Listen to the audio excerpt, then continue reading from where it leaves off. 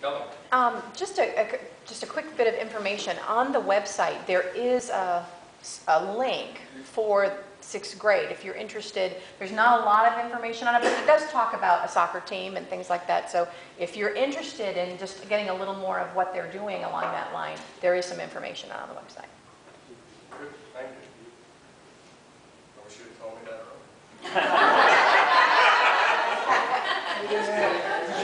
Boy, am I going to pay for that? Yes, you will.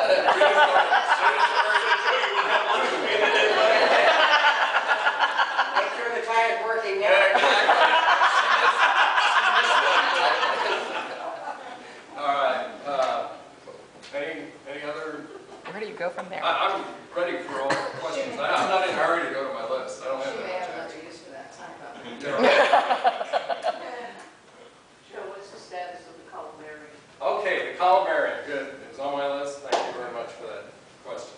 Okay, as you recall, on the, I believe it was the 3rd of March, I made a presentation on behalf of the columbarium task group with their results up to that point. And there were 2 designs that were offered, one of them being right out here on the bell tower and the other one being out in front of the baptismal font on the outside, that area.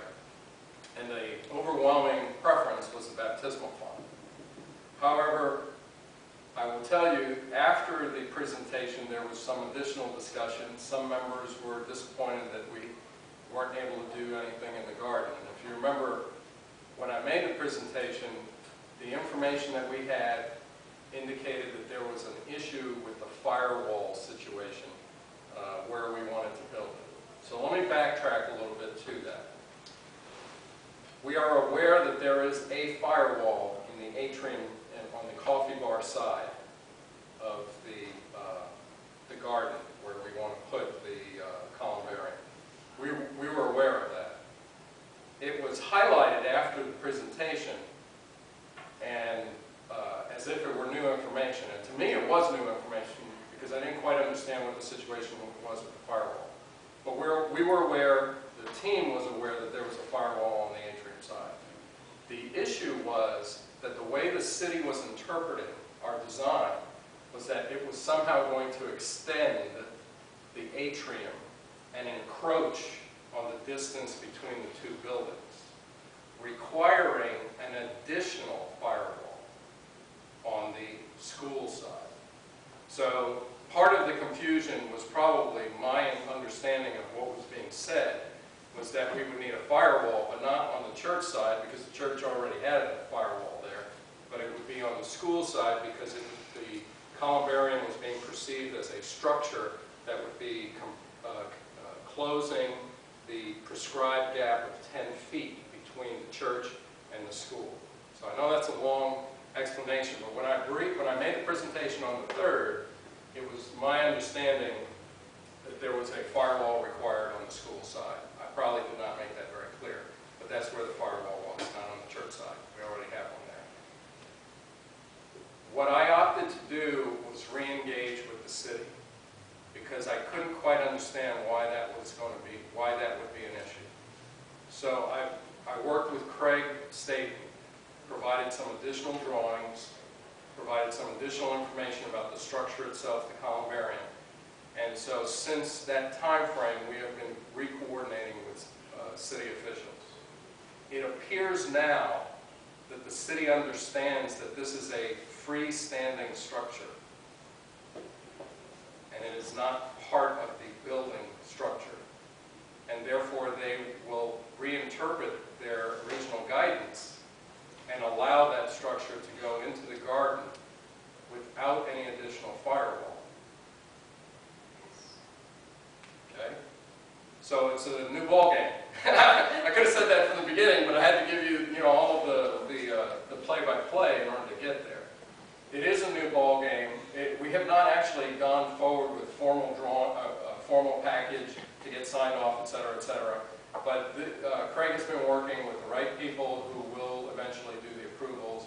And after reviewing all the documentation that we've brought together, they feel very comfortable that it is not going to require any additional firewall to be built.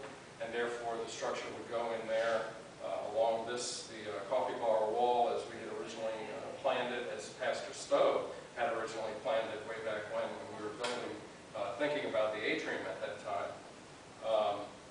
And the cost would be about the same, in the same neighborhood as what we had originally anticipated and presented to the congregation. I think it was in the 30 to 35 range. That would probably be about the same cost for the column area. So to make a long story short, we're going to present all of that information to council on Tuesday. And council is going to have to act on what they would want to propose to the congregation.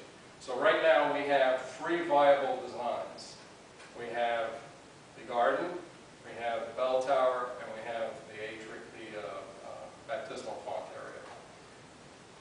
The recommendation that I would give to council, that I will give to council, is that we move forward with the garden as our primary, and that we use the baptismal font as our secondary. If for some reason, when we do submit our final drawings to the city, there is some issue and it blows up beyond us being able to handle it, we would go to our backup, if you will, in the baptismal font. The baptismal font area could still function as a phase 2 if we needed it. Because, I mean, there's limit. We can't do much in the garden area. We probably can put one bank of one single structure columbarium to the tune of about 96 niches is what we've estimated, which is a pretty good size. That's going to carry us for a ways. But follow on, in our thought process is that if we do need an additional one, we would probably do the one in the baptismal font area. So, long and short, Pastor I support, I concur with you. When the Simeon group met, and that space was originally designed with Pastor Stowe's leadership, that was the anticipated usage, which is part of why the space was designed the way it was. Number one. And second of all, when Pastor Comp was here, if you remember, he really had some unction for this concept and did some preliminary surveying. And his opinion was, which he gave to Pastor Stowe and myself, was that this would be, frankly, there's going to be a lot of need and desire for this, dare I call it a product, for this ministry. So I don't think that, I think it's a matter of time till we exceed the original space in there, and that we would be wise to start in there. What I learned as a pastor is that the committee that did work came up with a very interesting and positive concept for over in the garden outside of the transept. And I think that in terms of our strategy, we would be well served to do phasing. That this would be phase 1. I expect that it will be, that we will exceed it eventually, and then we need to look at phase 2, which would probably be on the other side. I think that honors what the Simeon group originally did with Pastor Stowe, and yet also embraces the future for additional forms of ministry. And it just makes sense to me that with the new information that Joe was able to get a hold of, that in the long run, I honestly think that this is going to go quickly when you think about it. Yeah, well, it's, I've been working with the columbarium company, and it's a very, their lead time is about 4 months. So assuming that council agrees with this as a group, and then we put it to a congregational vote, which I still want to do. Now, when that vote occurs, is, since we had a little bit of a delay, I'm not quite sure when we do that, whether we want to kind of try to do something in May, or whether we want to just delay until the annual meeting in June. Again, council will have to deliberate over that and make a recommendation. But we will have a vote. Congregation will have the final input on that, and then we'll move forward. So hopefully from, if we did it in June, July, August, September, October, it would be in the October time frame, or early November, that we did a ceremony or some kind of commissioning of that. And the funding is there, as I presented in the March time frame. We will be using memorial funds for that initially to fund it, and then obviously the revenue from purchase of niches to back fund, replenish the memorial fund.